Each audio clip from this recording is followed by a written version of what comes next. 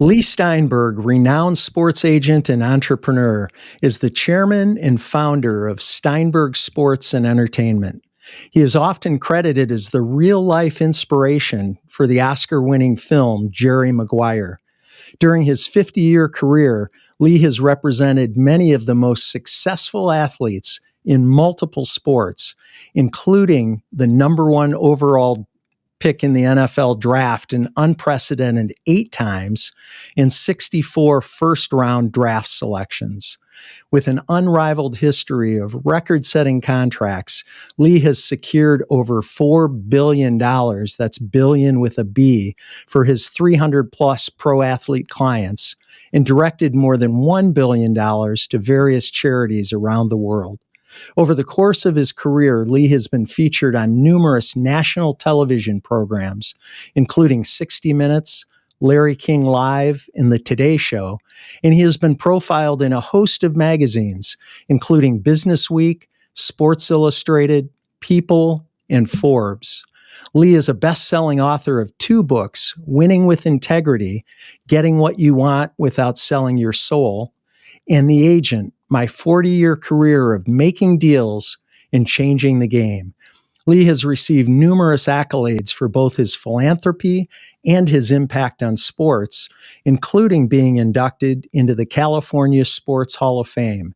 He continues to shape the sports industry and inspire others through his work, and it's truly an honor to have him on the show. Welcome, Leigh, and thanks for joining us on Life Excellence. Thank you, Brian. I'm happy to be with you. I'm happy to have you. Leigh, 50 years is a long time to be in any business, and the sports industry has changed dramatically in just the last 5 years, let alone over 5 decades. I think the first contract you negotiated was $600,000 for 4 years for rookie quarterback Steve Bartkowski, which of course was a huge amount back in the 70s. In 2020, for comparison, your firm negotiated the largest deal in NFL history, a 10-year, $450 million contract extension for Chiefs quarterback Patrick Mahomes.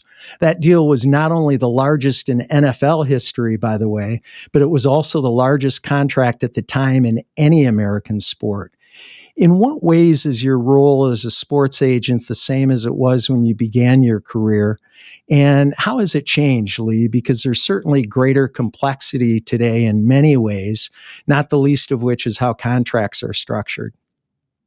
So what's the same is my father had 2 core values. One was treasure relationships, especially family.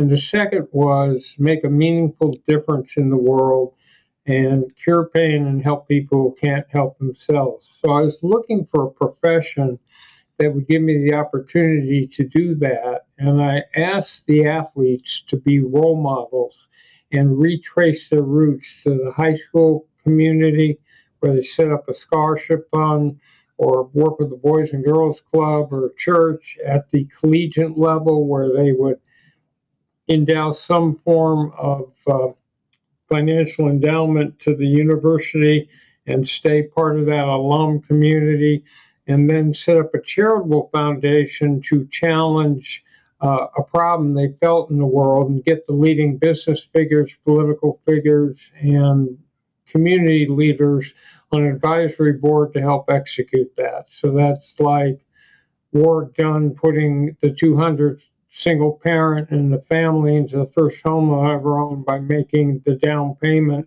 and moving them in. Or that's Patrick Mahomes with his 15 and the Mahomies that helps at-risk kids, kids in hospitals, and kids facing financial challenge. So that core has remained the same. What's changed is everything else. So that to understand the change in the sports field, you have to understand the growth of television. And television used loss leader bidding, meaning more money spent on rights fees than they could ever get back on advertising, to try and show promos on Monday through night and build the ultimate value of the network. And from $2 million per team in 1975 per season per team. We now have TV revenue of more like 300 million per team per season. And the franchises then were worth $16.5 million, Seattle and Tampa Bay, and the Dallas Cowboys are now valued at $10 billion. Another fundamental change has been the advent of social media. So today, the currency in how to do a book deal, a speaking deal, an endorsement is how many followers does someone have on LinkedIn and Instagram and TikTok and all of those social media. So you have athletes creating their own content and branding themselves. That's a change. And then recently, in the last 3-4 years, three major factors have completely revolutionized sports. And the first is gambling and the introduction of gambling into pro football. The second is NIL, which has, again, changed the whole concept of amateurism. So now, unintended consequence, they have it's being used by collectives of alums in recruiting. So a player going from high school to college can get $10 million in guaranteed NILs from SC, but you know what? Michigan will offer him 10.5, and Alabama will offer him 11, and then the same thing true later. And then conference realignment. So these have been massive changes that impact the whole field of sports. So you brought up two issues that I definitely wanted to ask you about, and let's start with NIL. Who benefits from NIL other than the college athletes? And again, just by way of background, so the NCAA policy change in 2021 around name, image, and likeness, allowing college athletes to benefit economically from the sale of their brand, basically. And you can correct me if I'm wrong on that, Leigh, but I know allowing college athletes to be compensated will help the best players, but is NIL a positive change in your opinion overall for college sports?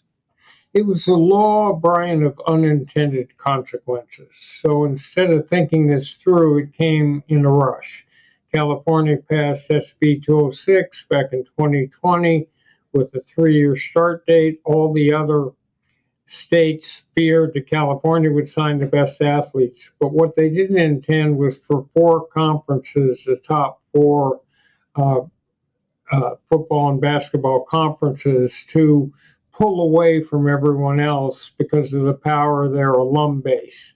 And so I think ultimately you'll see those 4 conferences get rid of the NCAA and negotiate their own television contracts and negotiate their own rules.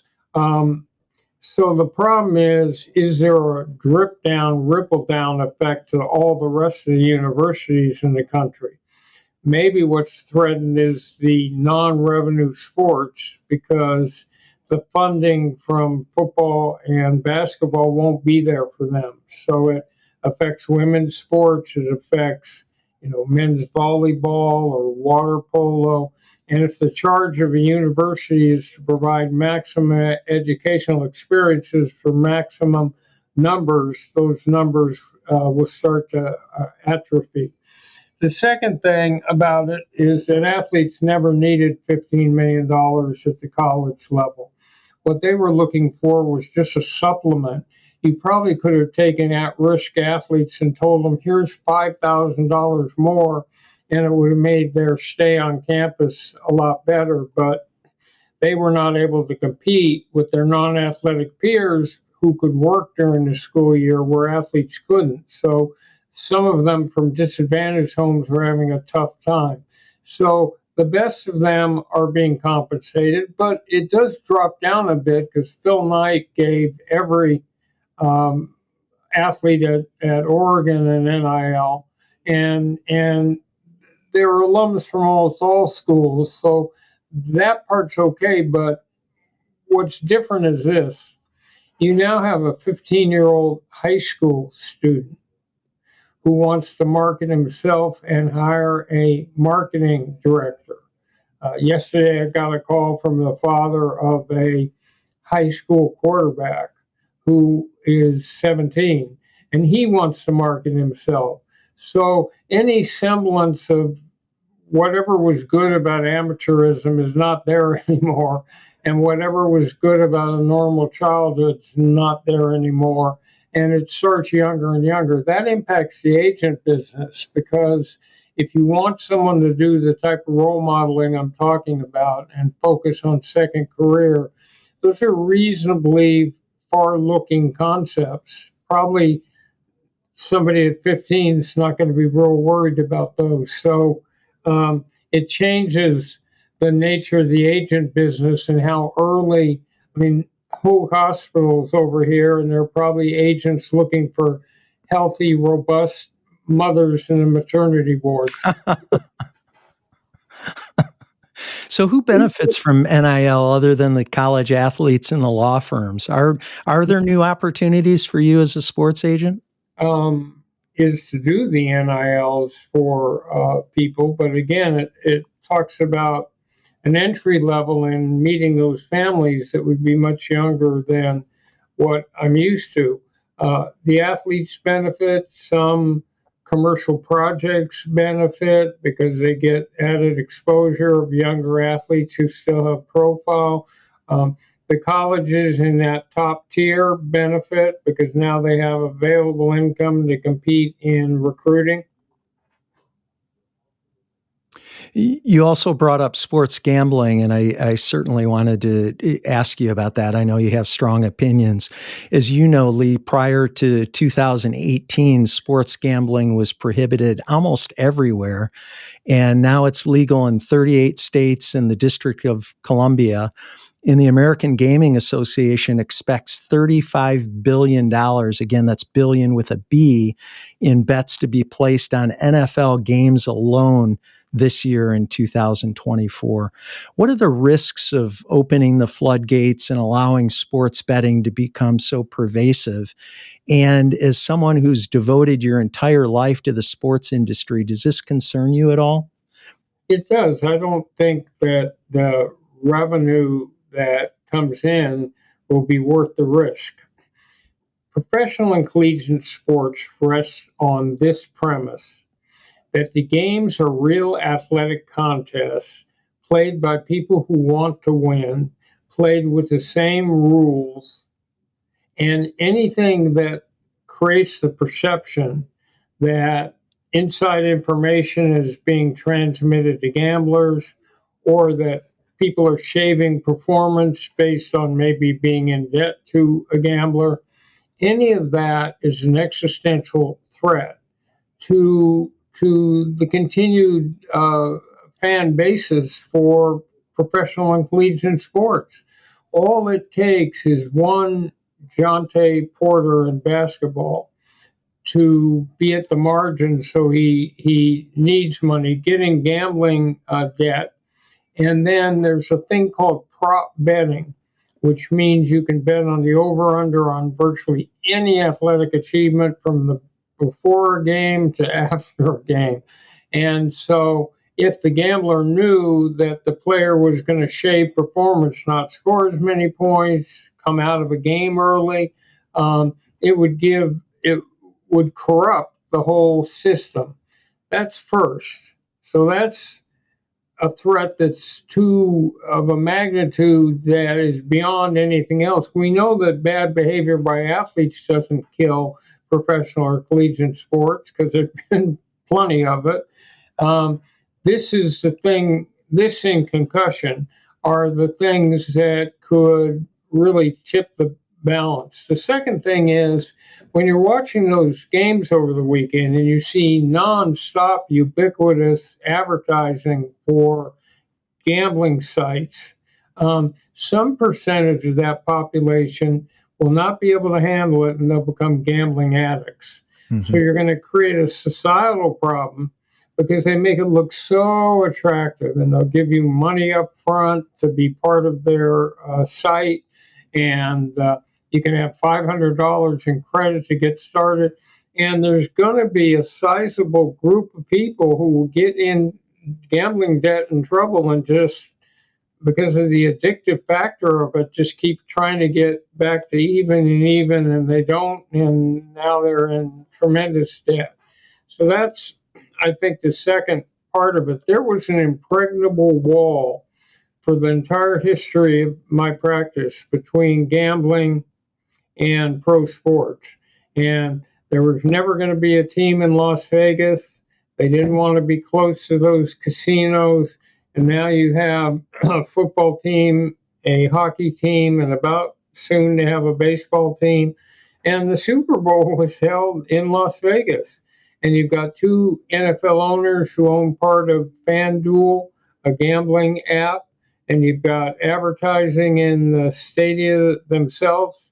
You actually have the ability, Brian, to go into Washington Commander Stadium. When you're buying a hot dog, you can also place a bet. And you can do it in where the Bulls play basketball in Chicago. And so how do you see that playing out long term? Because it doesn't sound good, and it seems to be snowballing. More and more penetration, more and more gambling opportunities, more and more revenue raised, and as you said, 38 states, but that'll spread. That will be all 50 states very soon, and that just magnifies the problem. Leigh, you mentioned the media and the impact of media revenue for NFL teams being a difference between when you started, obviously, and now.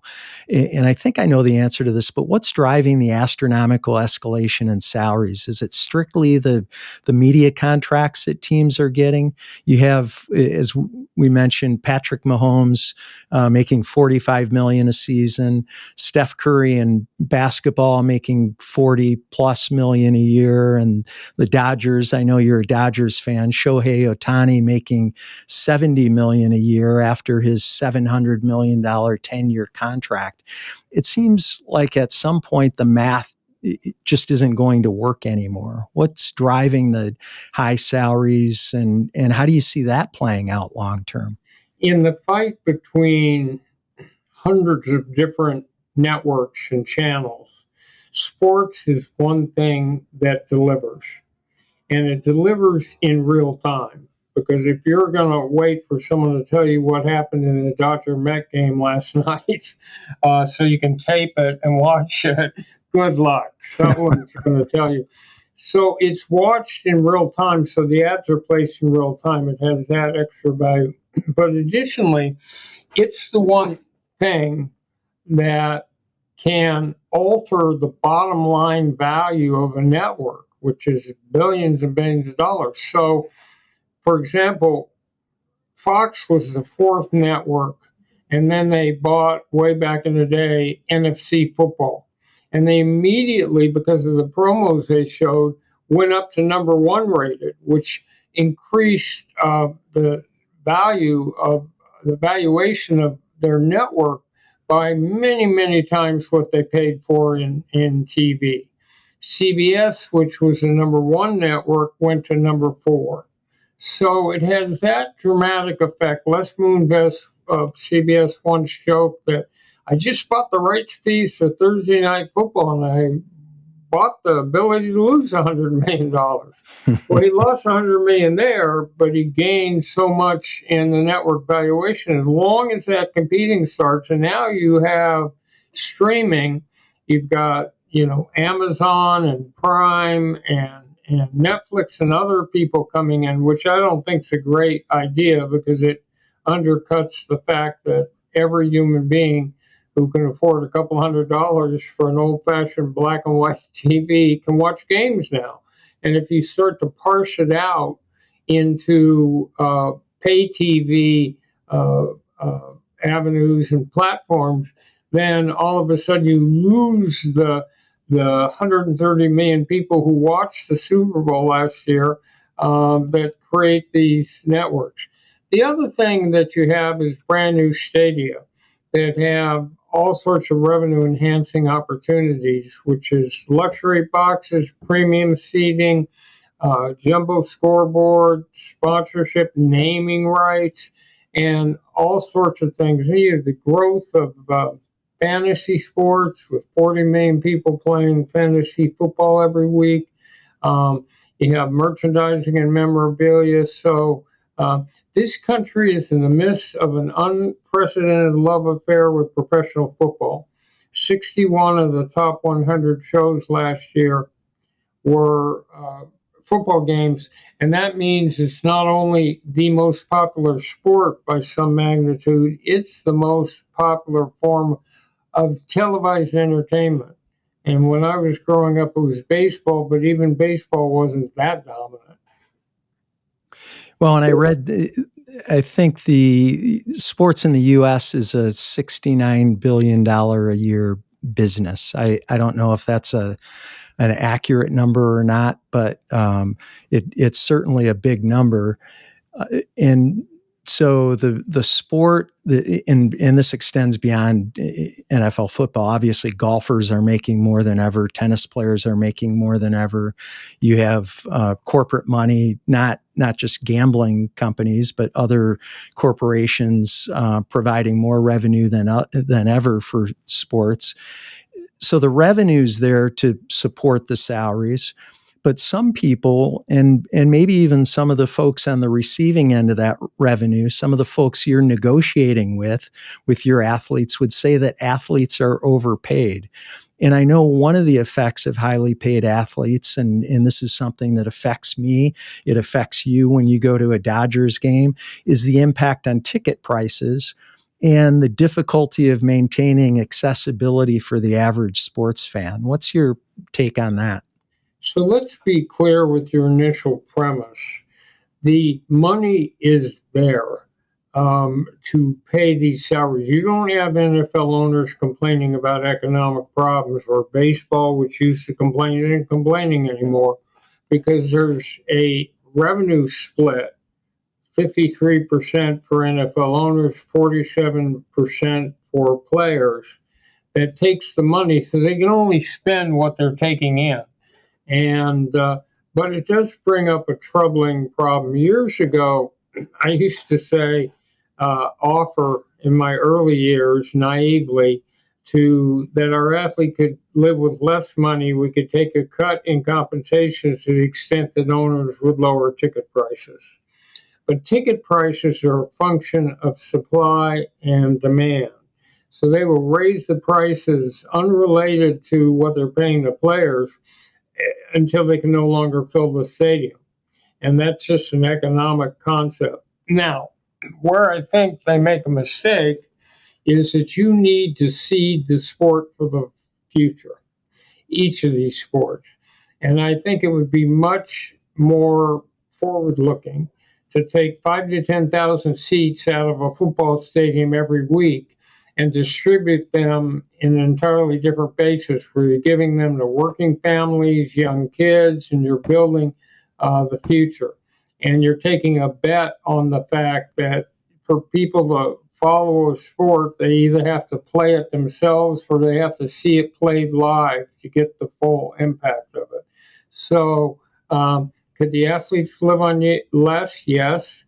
If we could directly tie it to more access to people that are not multimillionaires to go to games, I think it would make real sense. In baseball, there's extra seats. In basketball, in football, and if you want to popularize your sport, then keep growing it for the future. Well, and I can see as you're talking where there are even potentially challenges with that. So let's say we give 5,000 World Series tickets or 5,000 tickets to every Dodgers game.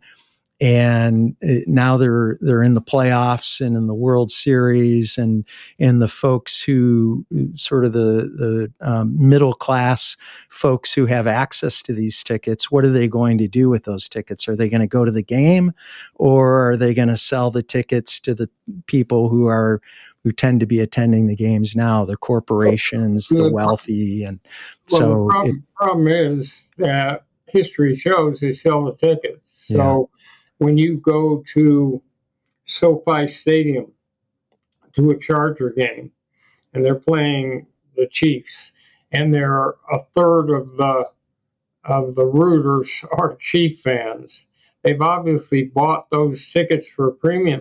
It's going to cost a couple $1,000s to go to the World Series. So my point would be, if at the end of that Dodger season they had 80 home games, you would have some number of hundreds of thousands of people who had been able to attend it, and you're growing the sport for the future. So you would just need to get the coalescence of owners and all the rest of it. But look, their ultimate bid is franchise value. That franchise value is a lot higher if you have a larger base of people who have seen the sport.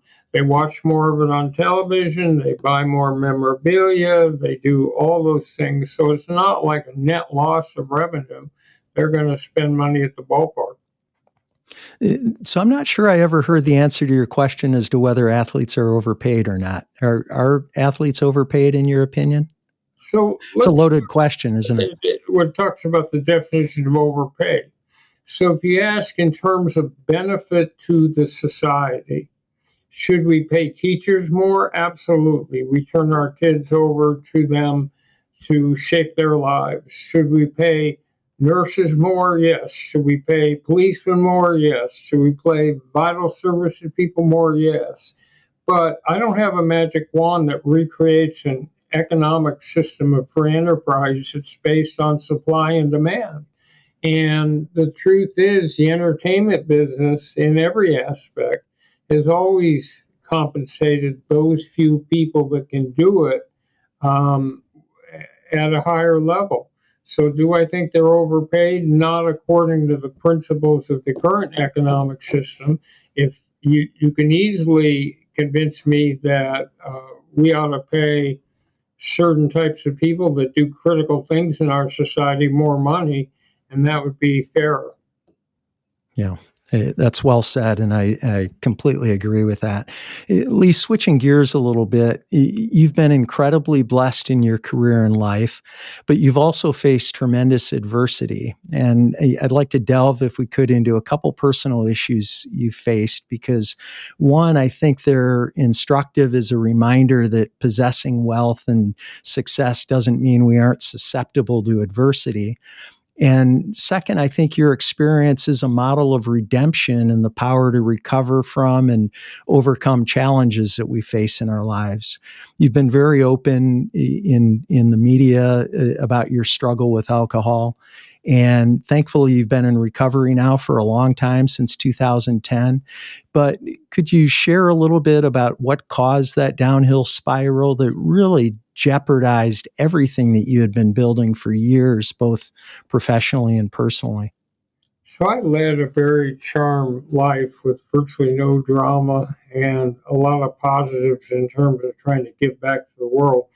But I got to the point in the early 2000s where my father died a long death of cancer, esophageal cancer. My two sons were diagnosed with retinitis pigmentosa, which is an eye disease that leads to total blindness. And we lost a house to mold, which was the house of our dreams. But if you live in a beachside city, you get this growth, and it totally, we had to knock the house completely down. And I started to feel powerless, that I had a responsibility to help save my father, save our house, protect my boys from blindness. And it was grandiose to think that. I never had that power, but that was in my mind. And I started to feel like Gulliver, stranded on a beach, tethered down with Lilliputians sticking forks in me. And I turned to alcohol to numb the pain from all of those things. And if you're out there and you're struggling, despondent, depressed because of problems with addictive substances, just know if you can break denial about the fact that you have a problem, which I had to do, there are 12-step programs with unique fellowships that will support you, and you can have a happier life. And the reason I've been public about it is in hope that someone who's in the same situation I was in could believe that there's light at the end of the tunnel, and they too can come back. So, next March it'll be 15 years of continuous sobriety if everything goes well, and and I think that it's the same thing whether your addiction is gambling or shopping or sex or drugs or alcohol. They all hit the same part of the brain. And I have a new book coming out at the Super Bowl that's called The Comeback: Resilience, um, uh, Compassion, and What Matters in Life. So I'm going to talk about it again there. And I only have this one lifetime to try to make some difference in a positive way in the world. I may as well be open about it. Well, and I first of all commend you for getting to almost 15 years, and I appreciate you sharing what you shared on the show. And the reason I wanted to bring it up is because you have a story of not a story of despair, but a story of hope. And the way you've come back is remarkable and it's inspirational. And again, there are a lot of people out there who are in denial, to use your word, who are numbing pain, whatever that is, and eventually will unfortunately have consequences relating to that. What was the turning point that caused you to decide enough is enough and sparked your journey to recovery? It was an epiphany I had that led me back to proportionality. So it was a realization that if my dad had those two core values, and what I was supposed to be doing in life was being a good parent and making a positive difference in the world, that I was failing on both counts.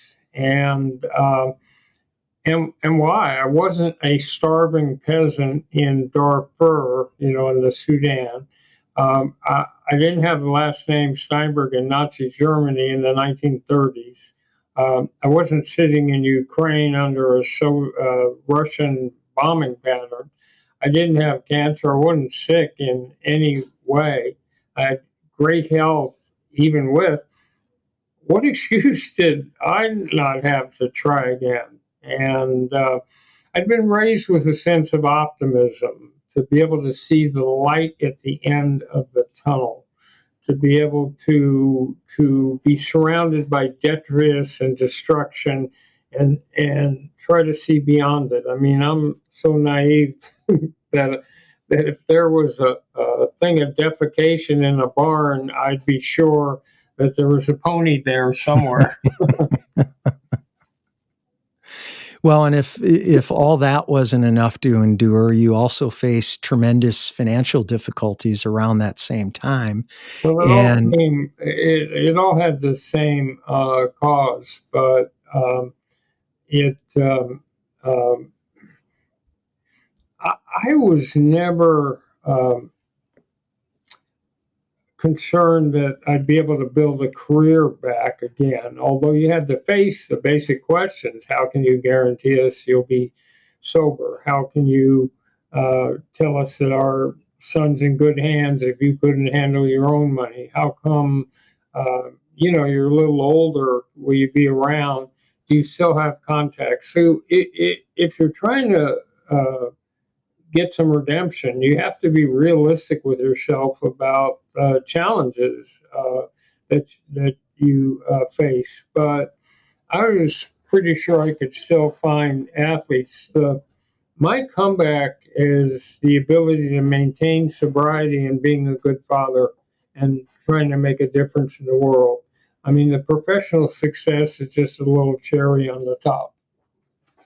Leigh, what message do you have for people who are facing adversity? Because whether it's financial or with addiction or just running into everyday obstacles that we have in relationships or in our careers or jobs or business, whether in personal life or in our careers, what message do you have for people, especially when they're in that stuck state, when they're feeling stuck and they're just unsure what to do about it, how to move forward? So, what I advise people is to do an internal inventory and get in touch with what your values and priorities are right now. So, one might be short term economic gain, one might be long term economic security, one might be family, one might be spiritual values, one might be geographical location, one might be autonomy, one might be working in a way that makes a positive difference in the world or profile. But whatever it is, figure out that list and then chart a course which gives you structure, so that you get a routine of starting to do those recovery activities that get you to the ultimate point. And don't keep thinking about the ultimate result. Just keep staying in process, doing those things that will get you there with the trust that eventually you'll get there. And when you feel overwhelmed by 50 different things to do, sit down, make a list, prioritize them, work on the first thing first and then the second, and eventually it will diminish. But don't be intimidated by the totality of every last task that's necessary or challenge that you face. And then you'll be able to little by little chop away at all the destruction and detritus and make a difference. And if psychological help is for you, get therapy. You know, there's a thing called EMDR that helps with PTSD if you're so traumatized by what you're going through, and help's available. I appreciate you offering that advice. And I know, Leigh, that there's somebody listening to this show or watching it on YouTube who's going to benefit from that, and that was the reason that they were meant to be listening to or watching the show. So I appreciate that. Leigh, I called Warren Moon last week as I was preparing for your show. And I don't know Warren well, but he and I have a couple close friends, and I met him several years ago at an event. And the reason I called him was I wanted to get a sense of the agent-client relationship beyond the business side, beyond contract negotiation. And I knew I was going to ask you about it. And so I wanted to hear about that from the client perspective. And Warren and I had a great conversation. And of course, you know, he thinks the world of you. One thing he emphasized was the role you played from the very beginning of his career in helping him to think about what he called his second career beyond football. And you actually alluded to this earlier in the show. And he also said that you instilled in him the idea of using football as a stepping stone for a bigger purpose, to become a leader and role model in the community. And again, you mentioned that too. During our conversation, Warren described you as, and I'm quoting, an innovative guy who revolutionized agentry. And I think he put it very well. Leigh, I know coaches have an influence in athletes' lives beyond the support they offer on the field. And I suspect that's the case with agents too, at least in certain instances. And it certainly was in the case of you and Warren. tell us, if you would, about the opportunity and maybe even the responsibility that agents have with their clients beyond merely negotiating the best contract they can or steering them toward the best team or the best opportunity career-wise. So I think the critical skill in life is listening.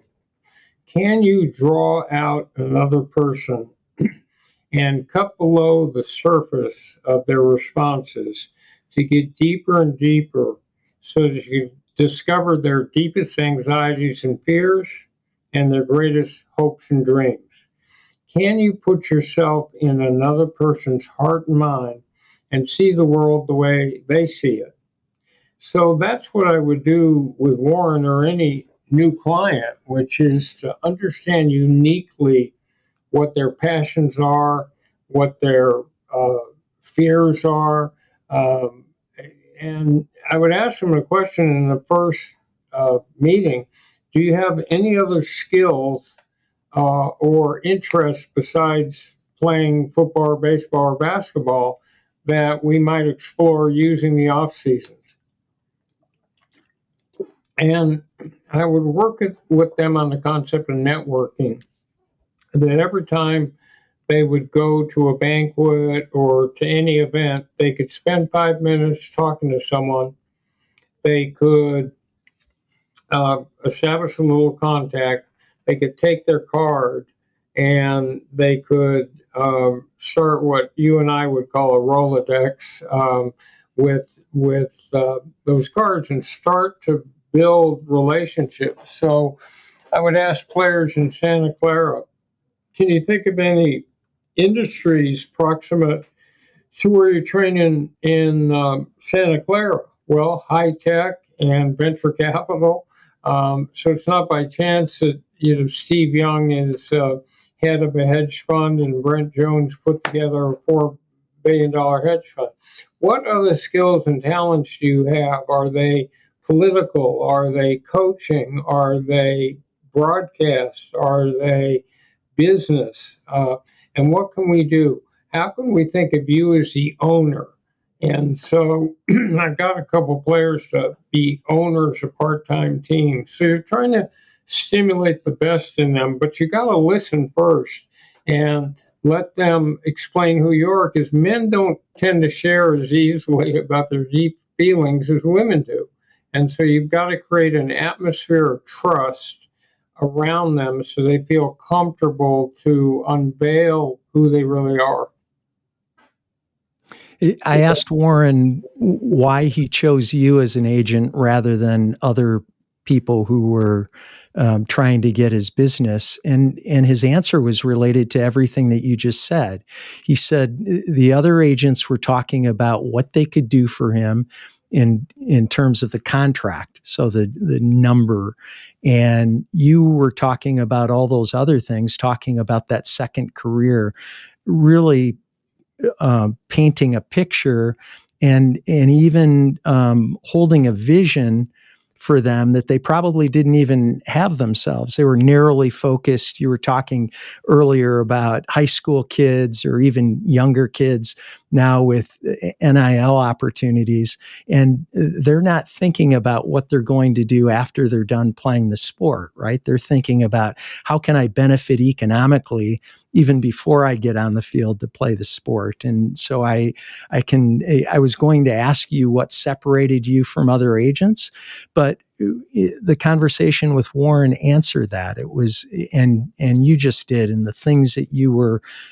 asking prospective clients about and talking to them about. And it's very clear that you were looking out for their long-term best interests, whether that involved you or not. And I think that's admirable. I know one of the highlights of your career and maybe your life was the day Warren Moon and Troy Aikman, two players who represented their entire careers, were inducted into the Pro Football Hall of Fame. And you had the additional honor of introducing Warren at that ceremony, which is not something agents usually get to do. What did that day? It's never something agents get to do.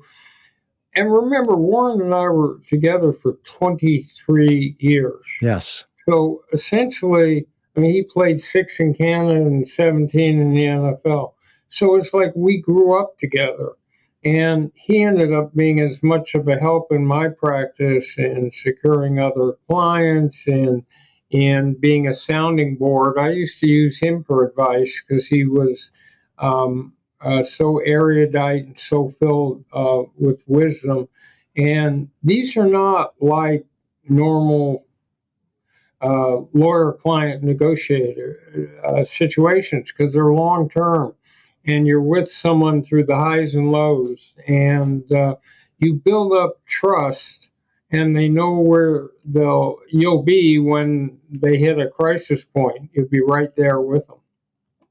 Well, and I think in the position that those two and many others that you've represented are in, it's not easy to have people in your inner circle, so to speak, who you can trust wholeheartedly, and probably that isn't something that you earn from day one. You earn in the case of you and Warren over 23 years, and I know with Troy it was a long term and continues to be a long term relationship.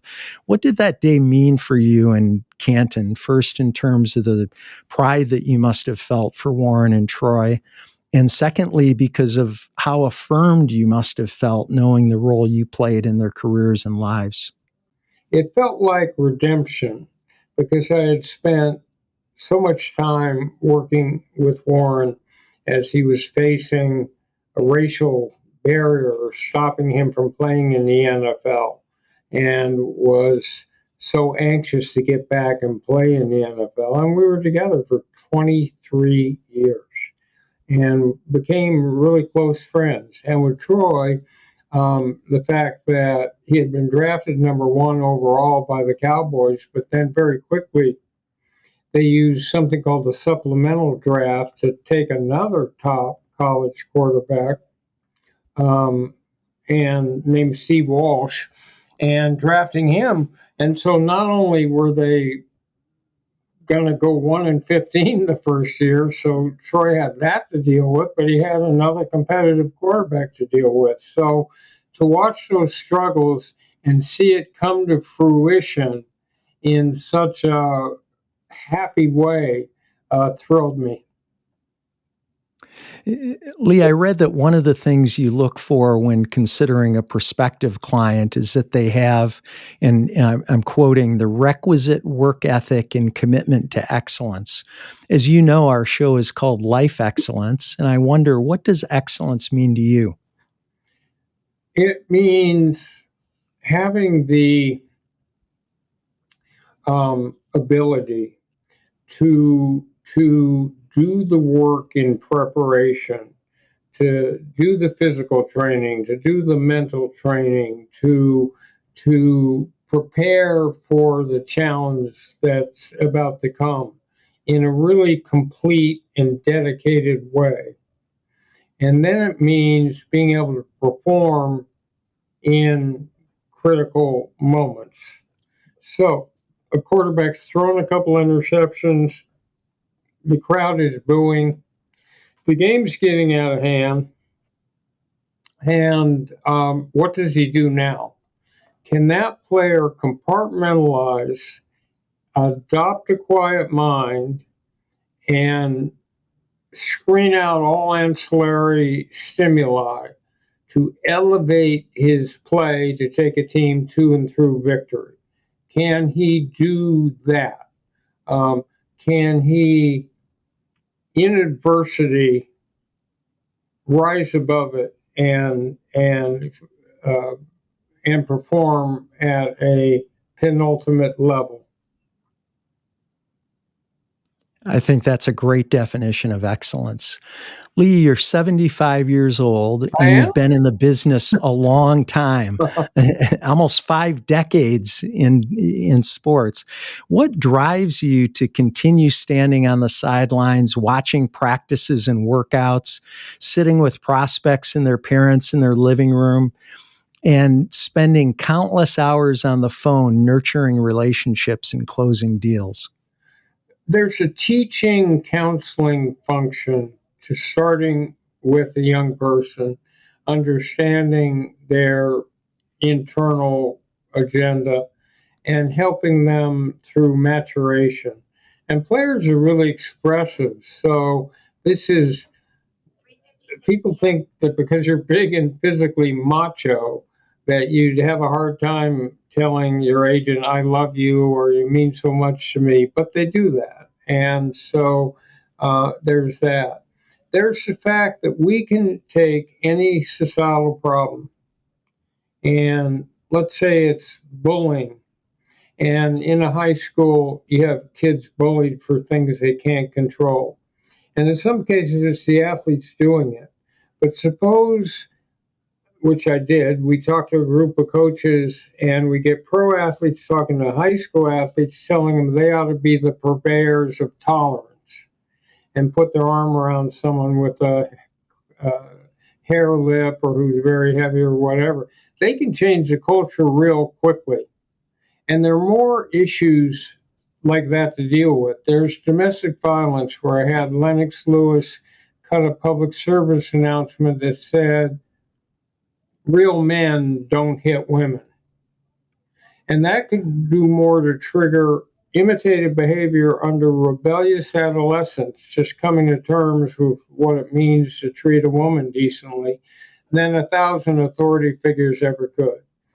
So it's the Sporting Green Alliance program I've done sometimes, which takes sustainable technology and wind, solar, recycling, resurfacing, and water, and integrates them into a stadia, arena, or a practice field to drop carbon emissions and energy costs and transform them into teaching education platforms where millions of fans can see a waterless urinal or a solar panel and think, how do I use this in my own home or business? So you put sports in the forefront of changing climate, pushing back on climate change.